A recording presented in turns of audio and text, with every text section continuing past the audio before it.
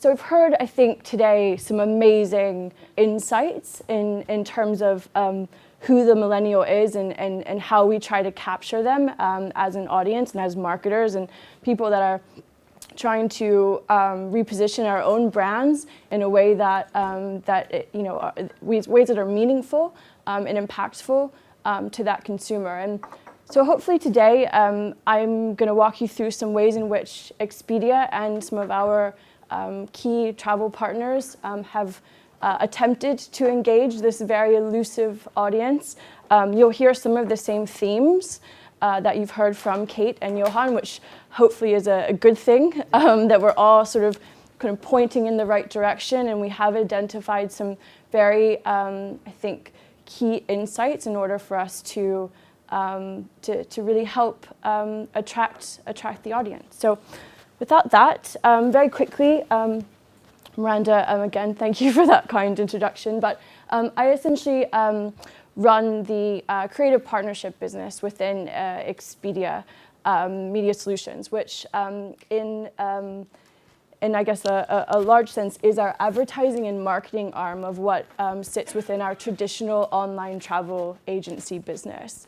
And that really allows us to set the playing field for many different partners and products that exist on our site. So it allows for us to help big, massive chains like Hilton market, but then also the little B&B in Cumbria to really market their service as well. So we're really trying to find and work with partners in insightful ways that deliver more custom marketing solutions to our audience around the world.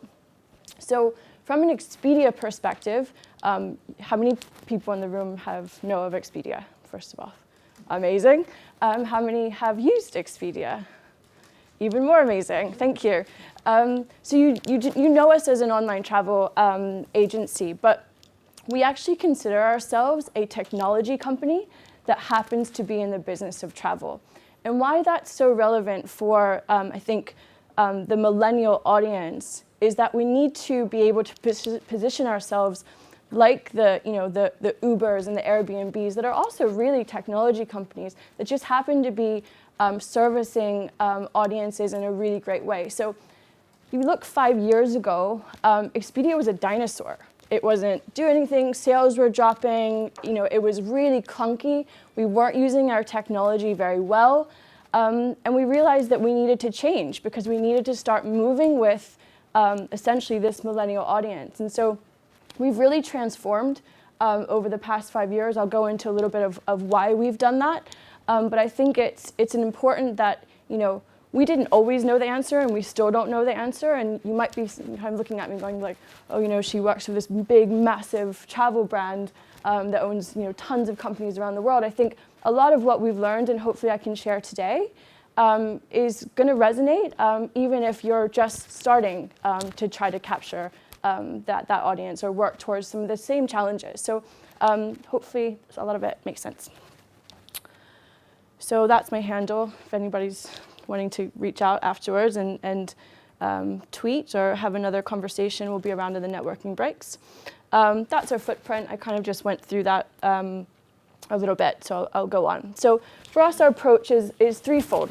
One is partnership. So for me, I need to understand who I'm talking to and how I want to talk to them better than ever. I do this from an Expedia perspective, but I also do it from our client perspective. So if I'm working with a Visit England or a Visit Britain or Emirates Airlines, I need to understand their business as well as they do in order for me to make the partnership work. I also need to understand who they're talking to. So we've spent a lot of time, similar to what sort of Kate's done, is truly understanding this millennial audience. The second is the data insights. We sit on a ton of consumer data, and it's how we use this data in order to make our technology better. And then last is, I think, the most important, and I think what it's hopefully resonates with you guys in the room, is a test and learn culture that you need to have within your organizations if you're wanting to change. So we live and die by the scientific method. It's all about, form your hypothesis, go out, test it, see if it works. If it doesn't, test it again. It's okay to fail. just fail fast and move on. So, if it is something that you want to go and experiment with a catwalk in the boat show or a VR opportunity, just do it. If it doesn't work, now you know and you move on to the next thing. So I cannot stress how amazing and important the test and learn culture is when you're trying to really innovate and to try new things. So I'm not going to spend a ton of time because I think Kate and Johan have done a great job of explaining who are millennials. So to put it in perspective, does anyone know what this is from? This operating platform? It's the Commodore 64. Does anybody remember what the Commodore 64 is? It's like sheepishly like in the background. So it was invented in 1982. And it goes all the way up. So millennials starting in 1982, which is, and then all the way to 1999, which goes back to the days of the Y2K bug, right? So when the internet was going to, and the world was going to implode on December 31st, 1999. And then Napster, when the music industry was trying to figure out what they were doing in terms of, sort of sharing and that sort of free, that sort of shared economy model. So it's a big age group, right? And you've got lots of different dynamic and cohorts that live in between. And again, I think we all know that it's a really diverse group. So not only is it a large group and a very important group, and they're very different from our parents. I would argue it's probably the generation that's most different to their generation above them.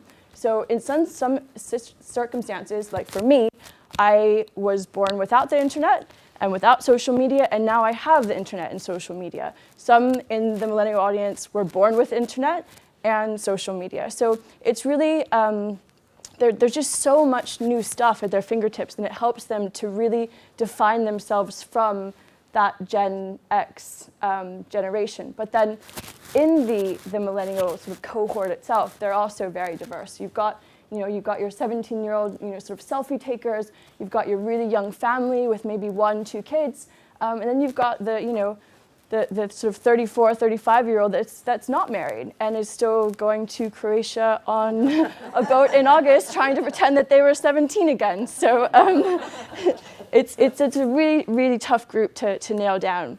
But one common thread that we've seen from our research, and this study, by the way, all the stats that you'll see in this presentation is from a very recent study that we commissioned with Accenture a few months back, is there the spending power, right? That's why they're so important and should be so important and valuable to everyone in the room. The reasons why they travel might be different. The reasons why they holiday, why they do many things. There's many different reasons within this large cohort. But the one common thread is the power they have from a spending perspective. So firstly, we've heard it, experience is everything. So this is the group that's no longer buying a house, they're no longer buying a car, they're no longer buying boats.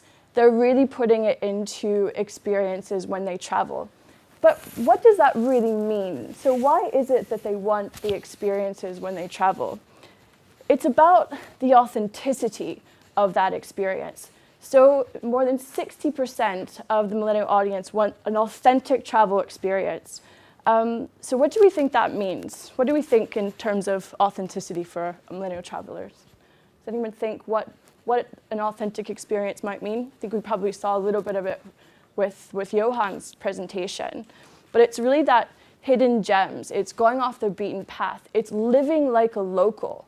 They want to just go and sit in the tourist hotspot and do Big Ben and Westminster Abbey. Yeah, they might touch on a little bit of that, but they'd rather venture out and do something that only locals do. And I think that's maybe an insight that could actually maybe resonate with a lot of people in the room again. So there's things that from a boating and marine culture and that dispersal outside of London that you could tap into that maybe haven't been the paths that have been well trodden in the past. So how might you capture that that authentic experience that you can't get within any other vertical within the travel industry.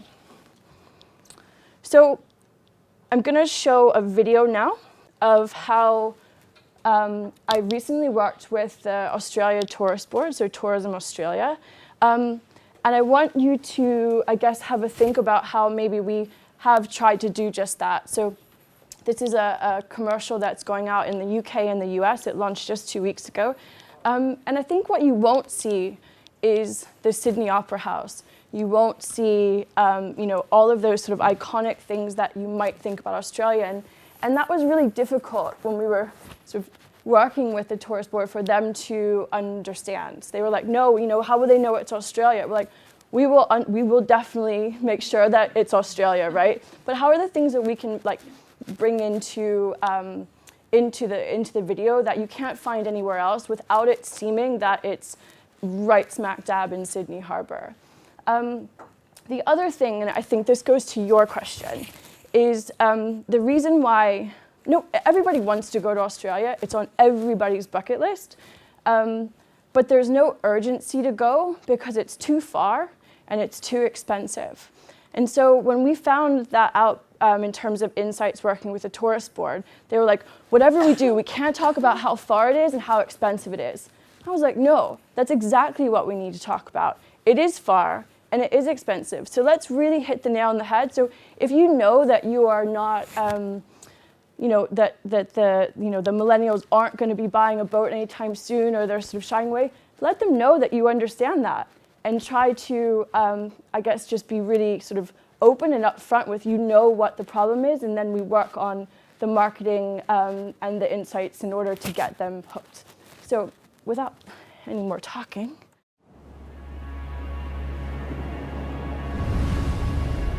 How far would you go for the things you love? How far would you venture out?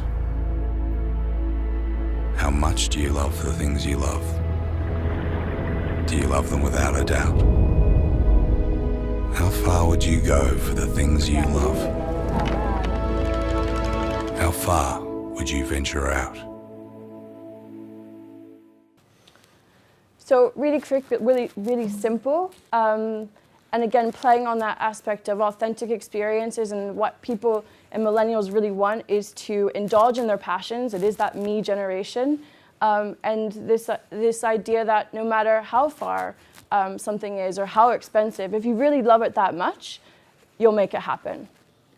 The second part of why authenticity is so important is summed up in this quote. So, I wish I could be more like the person I describe myself as on social media.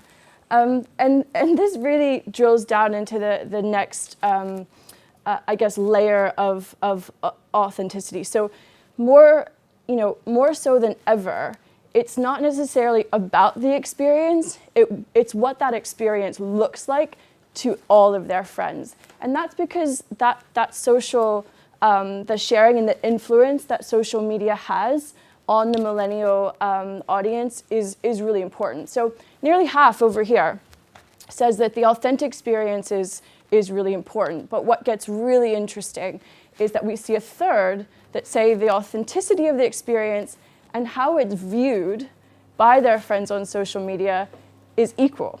And then we've got this bit up here, 12% think that how it's viewed on social media is actually more important than how the experience actually was in the first place. It's nuts.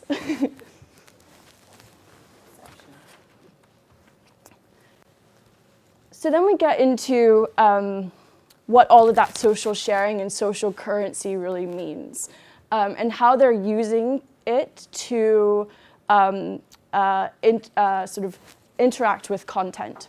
Does anyone know what wish listing is? Yeah? So wish listing is essentially digital hoarding. So my mom's a bit of a hoarder. Our garage now in my sort of hometown where I grew up, it's full of junk, right? We can no longer park. My dad hates it. He can no longer park the car because my mom's collected so many things over the years.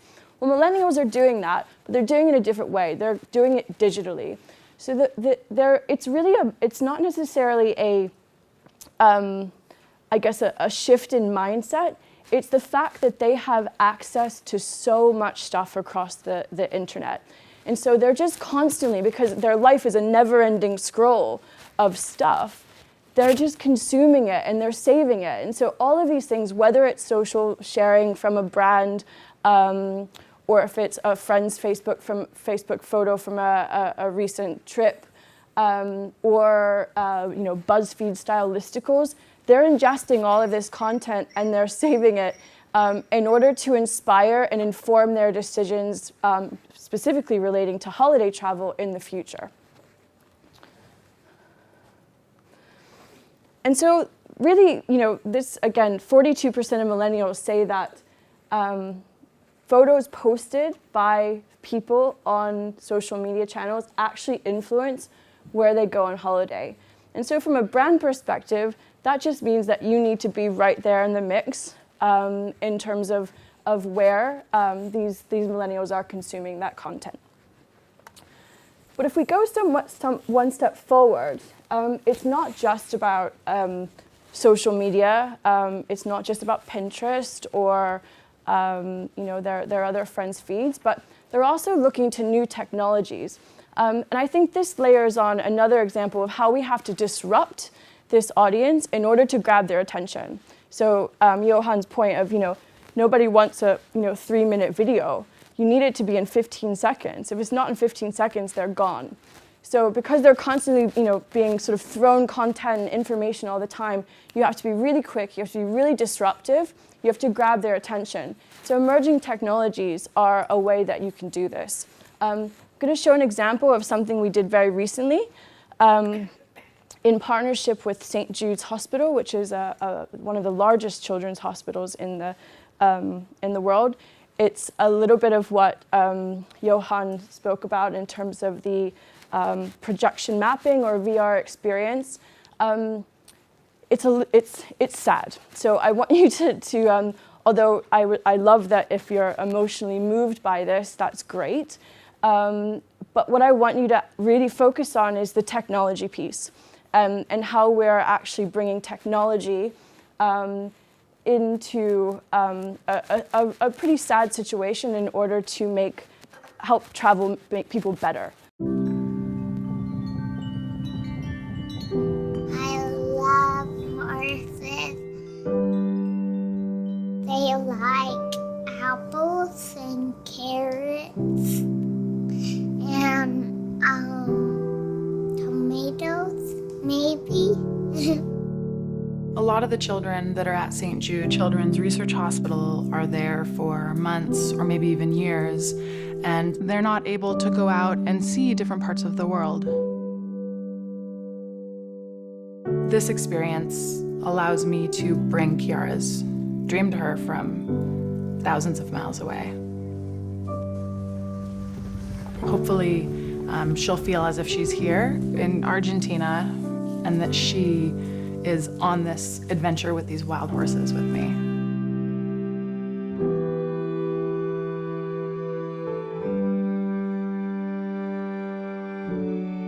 Anything I can do to help make today better for her is my honor to do.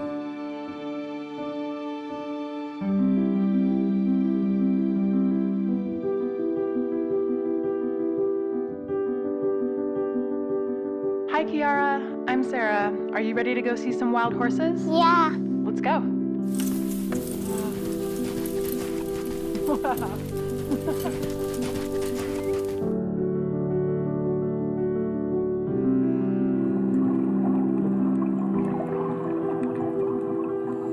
Hey, Hannah. Are you ready to start this adventure? Hey, Sagar. You ready to find some fossils? Hi, Isaiah. How are you? Wow. Look, a monkey.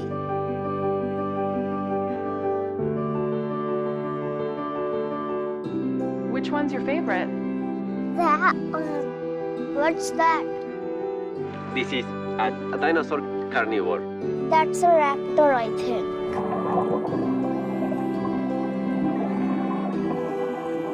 Wow. High five. Good job.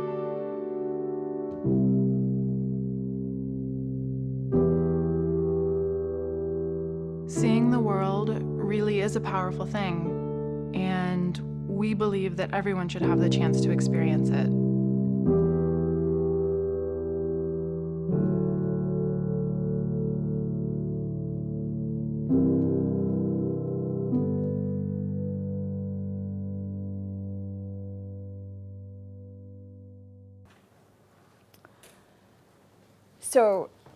So really moving, and we're very proud to be partners with St. Jude. But that was all done in real time. So it's again playing on this idea that experiences are what really makes a difference, and how do we use the power of technology to help the world. That's our fundamental goal, is to get people to travel the world better, because we think that breaks down lots of barriers, and it's just all around great.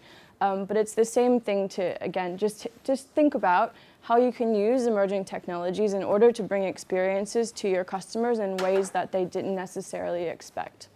And we've responded to this demand for more content from our own product perspective. So you've got a simple search results page for flight on the left here. This is a few years back. So it's just, 2 flights, nonstop, great.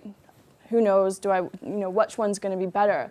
And fast forward to now, we're really giving the consumer, because the millennials are demanding it, much more access to information. So we've got 360 videos of the interiors of the plane. We've got feedback from previous passengers that tell us how good that flight was.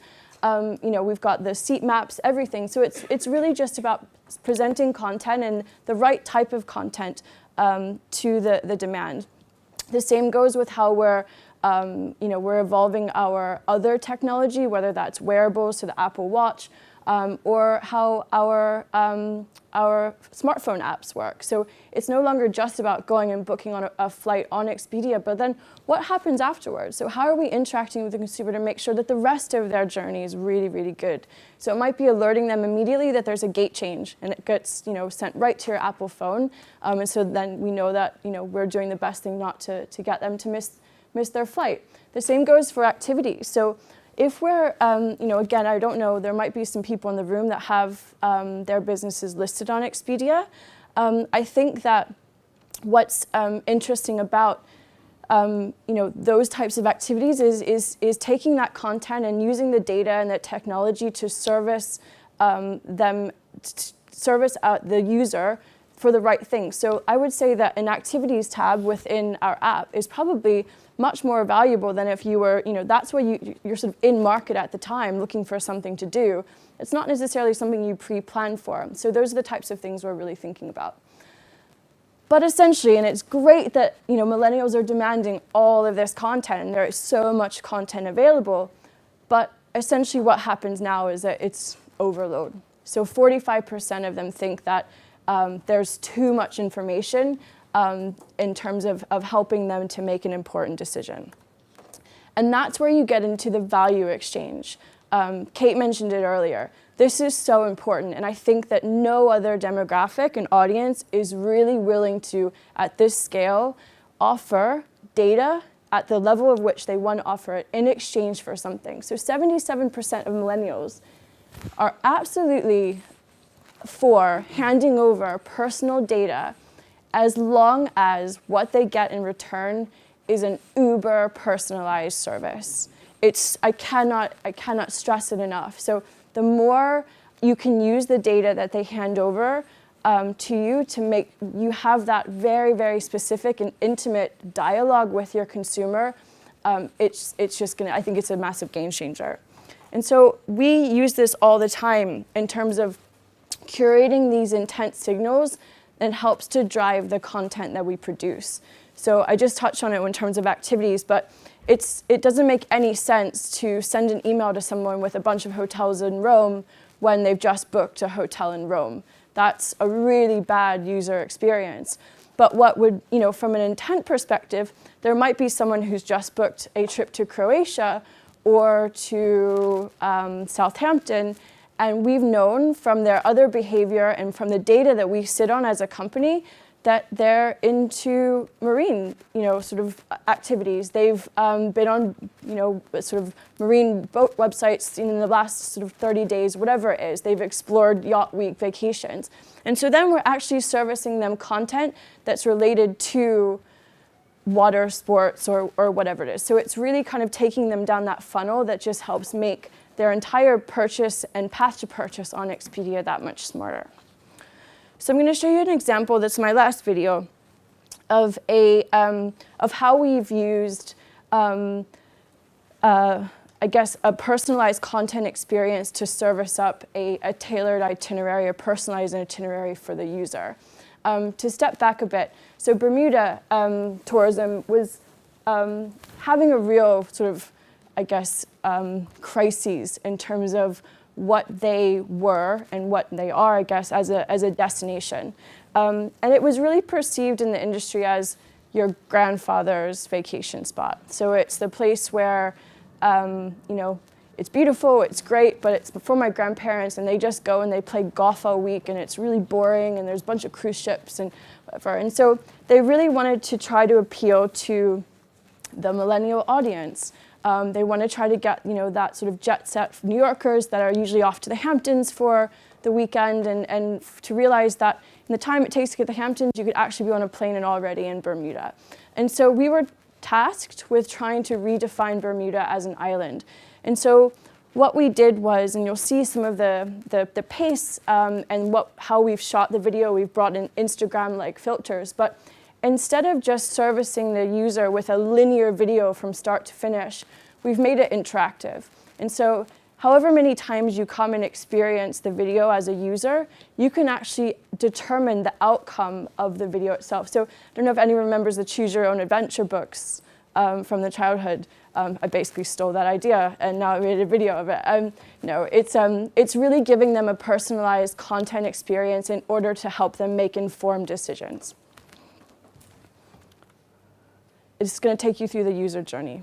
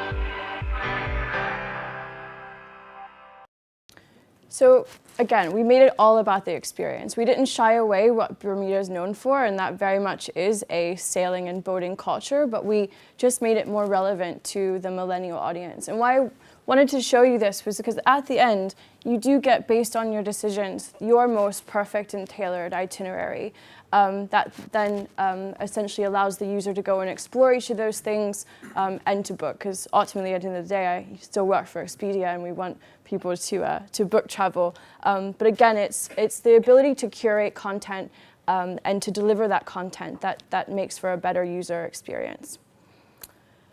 So to really just, I guess, recap and to conclude, I think it's about experiences that are authentic. You've got a lot of diversity within the millennial audience, and it's important to understand each part of that cohort.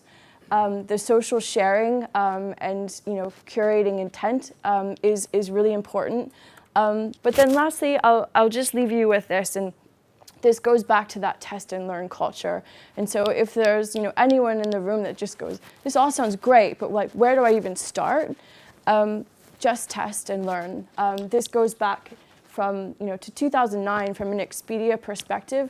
These are how many technology tests we ran from 2009 to 2011, 200. And now if you fast forward to 2015, it's over 1,500. So these are how we're constantly innovating and just testing things. If it doesn't work, it's fine. You learn from it and you move on. And so with that, thank you.